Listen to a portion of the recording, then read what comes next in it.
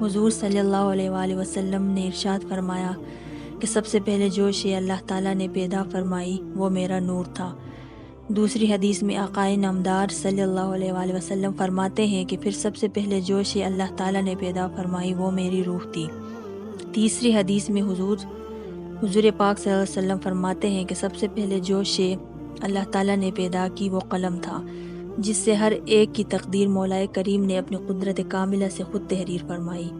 چوتھے حدیث میں نبی کریم صلی اللہ علیہ وسلم فرماتے ہیں کہ پھر سب سے پہلے جو شے اللہ پاک نے پیدا کی وہ عقل ہے، جس عقل سے ہم نے خدا کے پہچاننے کا کام نہ لیا، اور لیا تو محض دنیا فانی کی ترقی اور تن پروری کا لیا۔ اس کے بعد پھر اللہ تعالیٰ نے اس نور سے ایک جوہر لطیف پیدا کیا، اور پھر ایک ہیبت و جلال کی نظر سے اس جوہر کی طرف دیکھا جو ہیبت حق سے پانی پانی ہوا، جس سے کہ تمام عالم پانی سے لبریز ہو گیا۔ اس پانی کو اللہ تعالیٰ نے پھر ہیبت کی نظر سے دیکھا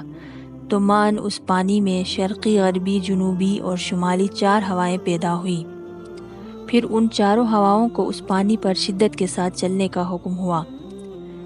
چنانچہ جب وہ چاروں ہوائیں نہایت شدت سے چلنی شروع ہوئیں تو اس پانی میں تلاطم اور انتہائی جوش پیدا ہوا، اور اس میں بے حد دھواں اٹھنا شروع ہو گیا، اور پھر وہ دھواں پانی پر سے اٹھ کر معلق ہوا پر قائم ہوتا رہا، یہاں تک کہ جب تمام عالم دھویں سے لبریز ہو گیا تو رب العزت نے اپنے جلال کی نظر سے اس دھویں کو ملاحظہ فرمایا، جو اسی وقت منجمد ہو کر ٹکڑے ٹکڑے ہوا اور 7 حصوں میں منقسم ہو گیا۔ پہلے حصے کا شفاف جمع ہوا پانی، اور دوسرے حصے کا تانبا، اور تیسرے حصے کا لوہا بنا، اور چوتھے حصے کی چاندی، 5ویں حصے کا سونا بنا، اور چھٹے حصے کا یاقوت، اور 7ویں حصے کا پورا ایک آسمان کی برابر موتی بن کر تیار ہو گیا۔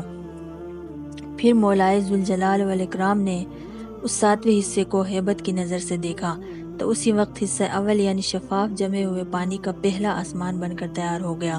اور دوسرے حصے کا یعنی تانبے کا دوسرا آسمان بنا، اور تیسرے حصے کا یعنی لوہے کا تیسرا آسمان بنا، اور چاندی کا چوتھا آسمان، اور سونے کا 5واں آسمان، اور یاقوت کا 6واں آسمان، اور سفید موتی کا 7واں آسمان۔ عرض یہ کہ آن ہی آن میں 7 آسمان بن کر تیار ہو گئے، جن کی نسبت رسول اللہ صلی اللہ علیہ وسلم فرماتے ہیں کہ ایک آسمان 500 برس کی راہ کا عریض اور جسیم بن کر قائم ہوا، اور تے بتے 7 آسمان اس طرح قائم ہوئے کہ ایک آسمان سے دوسرے آسمان تک 500 برس کے راستے کا خلا واقع ہوا۔ پھر اللہ تعالیٰ نے نور عرش سے سورج اور چاند اور ستارے پیدا فرمائے۔ سورج، چاند اور ستاروں سے اس دنیا کو مزین کیا، اور ان کی گردشوں سے دن رات آشکارا کر دیا تاکہ مخلوق ان کی قدرت کاملہ کا تماشا دیکھے، اور اتنے بڑے سورج اور چاند کی روشنی میں اس پیدا کرنے والے کو نہ بھول جائے۔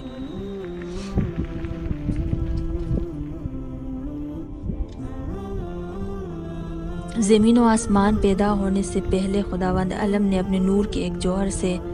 عرش و کرسی اور لوح محفوظ قلم قدرت کو پیدا کیا، پھر 1,24,000 پیغمبروں کی روحوں کو پیدا کیا، پھر تمام فرشتوں کی روحوں کو پیدا کیا، پھر تمام جنتی اور دوزخی روحوں کو پیدا کیا، پھر تمام جنات کی روحوں کو پیدا کیا، پھر تمام جانوروں کی روحوں کو پیدا کیا۔ اب عالم ارواح یا روز ازل میں یہ کیفیت ہے کہ 7 آسمانوں پر حاوی خداوند عالم کا عرش عظیم ہے، اور عرش عظیم کے چاروں طرف آسمان کے کناروں تک تمام روحوں کے دل بادل موجود ہیں، جن کو مولائے عزوجل اپنا جمال دکھاتا ہے، اور تمام روحوں سے یہ کلام فرماتا ہے، یعنی میں ہوں تمہارا پروردگار، جس کے جواب میں تمام روحوں نے عرض کیا کہ اے خالق برحق، بے شک آپ ہمارے پروردگار ہیں، ہم آپ کو ہرگز نہیں بھولیں گے۔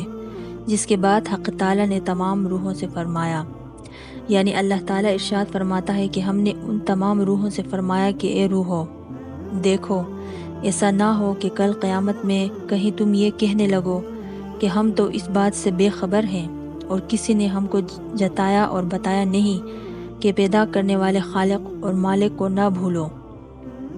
نیز کل قیامت میں